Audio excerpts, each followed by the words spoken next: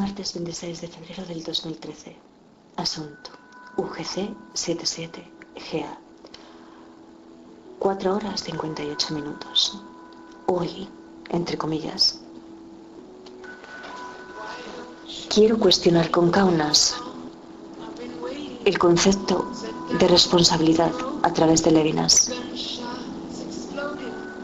Después de realizar la segunda lectura de Luis, me enfrasqué en la ponencia de la doctora Patricia Corres Ayala en la Universidad Pedagógica de México, donde Husserl no era el padre de la fenomenología,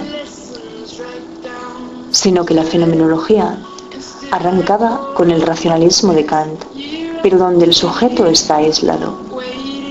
Continuaba con Hegel en la dialéctica, donde el sujeto se extiende hasta donde comienza el no yo, pero que eso supone al sujeto como más importante, porque la doctora Corres Ayala insiste en que en el momento en que alguien define algo, negando algo, eso significa que lo afirmado es más importante que lo negado.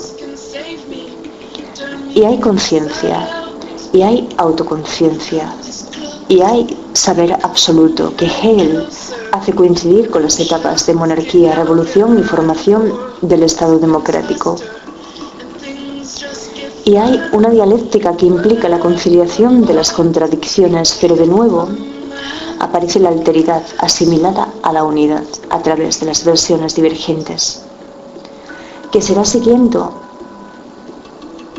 la historia como lleguemos a la conciencia en Husserl, que engloba al sujeto y al mundo, el objeto, que lo son del conocimiento, y donde en el marco de su epistemología el sujeto es para el objeto y el objeto es para el sujeto, transformando mismamente el objeto al sujeto, porque Husserl va a conocer al objeto y va a hablar acerca de él, pero el objeto va a aceptarlo. Y el ejemplo dado es el médico, ella es el paciente.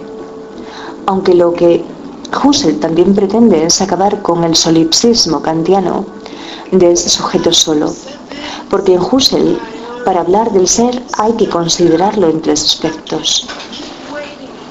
Ser en una época, un tiempo, una cultura, un espacio. Ser con, formando parte de una sociedad, conviviendo con sus semejantes y definiéndose en sus relaciones. Y ser para, que quiere decir que los sujetos somos en el mundo y nos proyectamos hacia las cosas del mundo.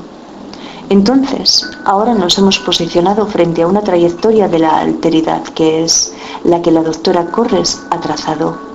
Y no solo conectamos con el otro en la forma en que Luis nos condujo hacia ello, haciéndonos observar una presencia singular y enigmática. Y tú y yo mucho menos, porque al mismo tiempo yo podré introducir la vivencia en la teoría.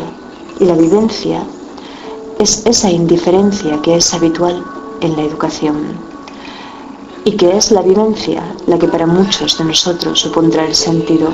Que yo no dejo de apoyarme ni un solo día en lo que F. Tonucci me enseñó acerca de la pedagogía, ni Carlos Calvo. Entonces, y dice fin de la transcripción en el cuaderno de la Peral.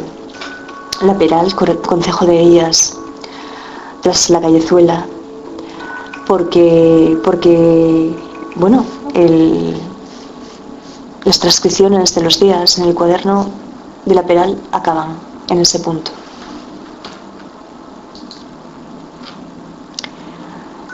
Ahora, miércoles 27 de febrero del 2013.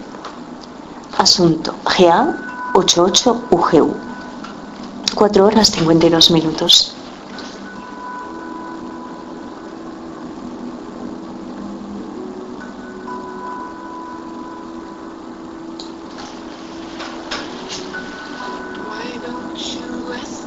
Ella aterrizó sobre Lisboa, pero vive con Kaunas en el sentimiento y en el pensamiento, y eso es el continuo de las sensaciones. La doctora Corres explica que la filosofía está dada por 3 ejes principales, y dice la lógica o la epistemología, que se ocupa del valor de la verdad, y dice la estética, que se establece sobre el valor de la belleza, y dice la ética, que se fundamenta en el valor del bien.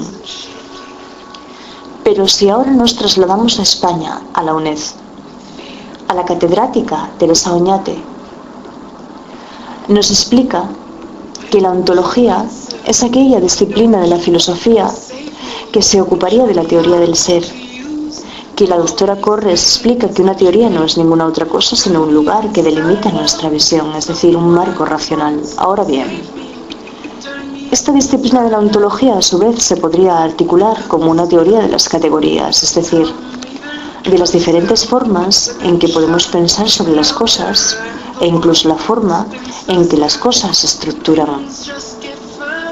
Pero entonces interviene el catedrático de metafísica, F.J. Martínez, y lo complica del siguiente modo.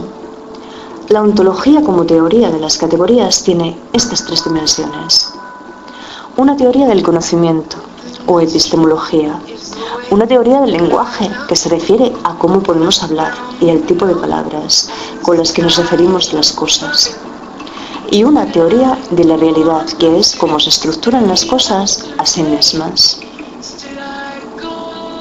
Cómo se estructuran las cosas en sí mismas. Y todo es importante. Pero la pieza que yo necesitaba compartir contigo es la siguiente. En la Grecia clásica, en la Grecia presocrática, la razón no es una razón racionalista.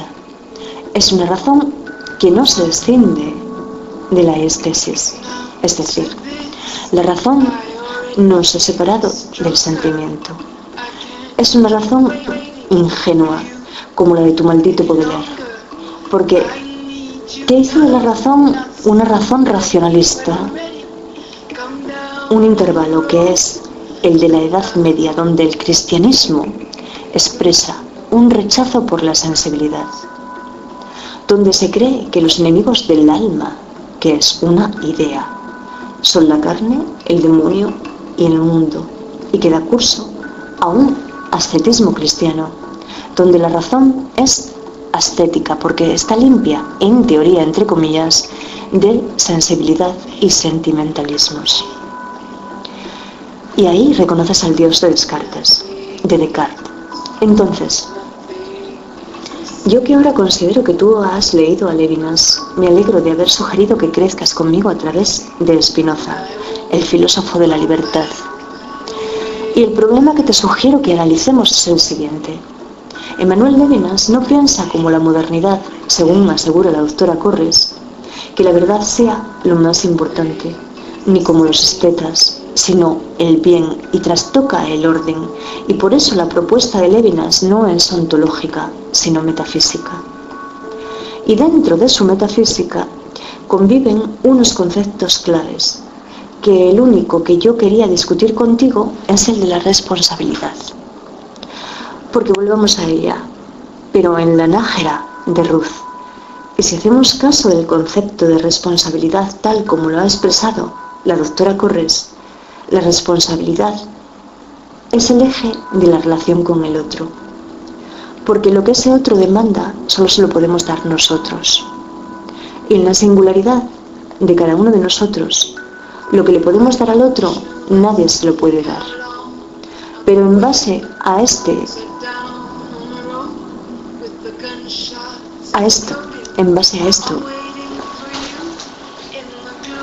y yo la contemplo a ella ahora en la viana de aquellas otras niñas, ¿y qué descubro?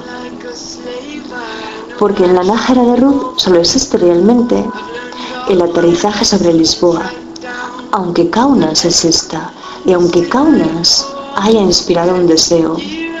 Ese deseo no es anhelo, el anhelo que es como ahora Luis Álvarez Falcón nos lo resumía en su concepto de lo inmemorial de Lévinas, de donde surge. El anhelo surge de lo inmemorial.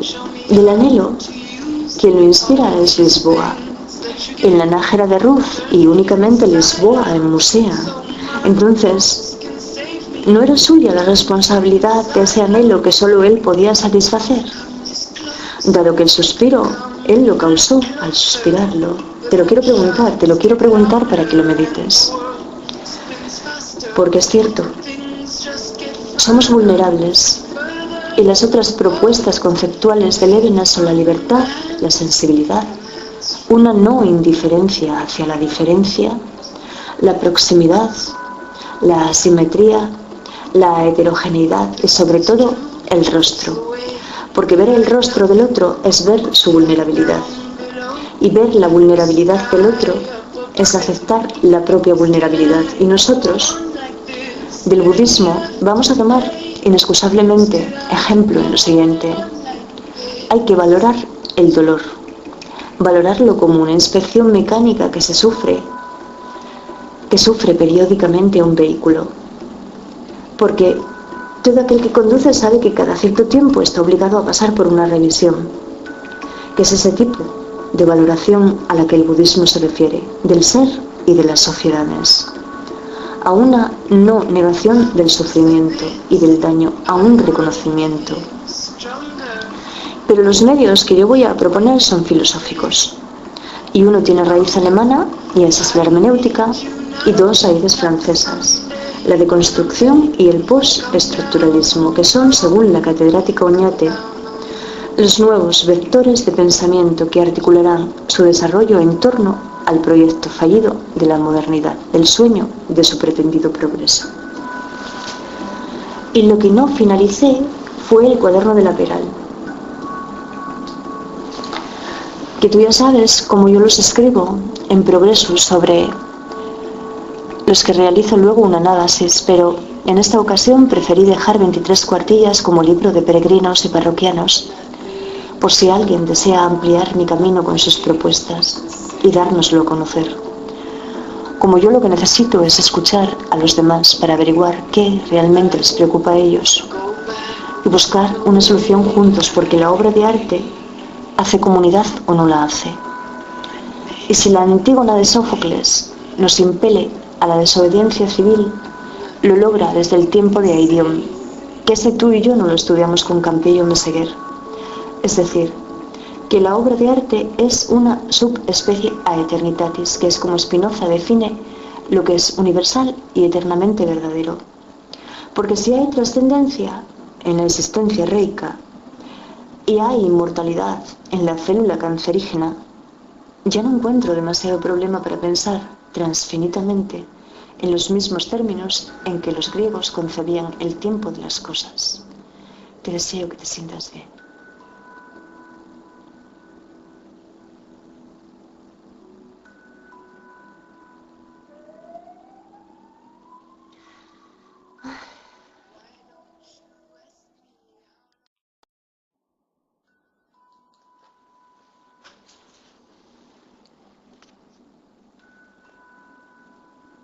Martes 26 de febrero del 2013.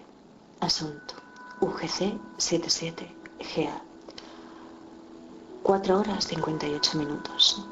Hoy, entre comillas. Quiero cuestionar con Kaunas el concepto de responsabilidad a través de Levinas. Después de realizar la segunda lectura de Luis, me enfrasqué en la ponencia aislado.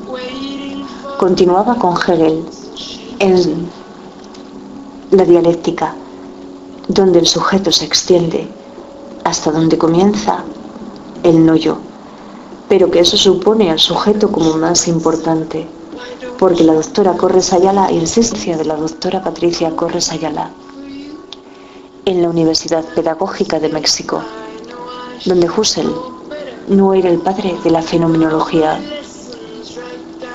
sino que la fenomenología arrancaba con el racionalismo de Kant, pero donde el sujeto está en que en el momento en que alguien define algo, negando algo, eso significa que lo afirmado es más importante que lo negado.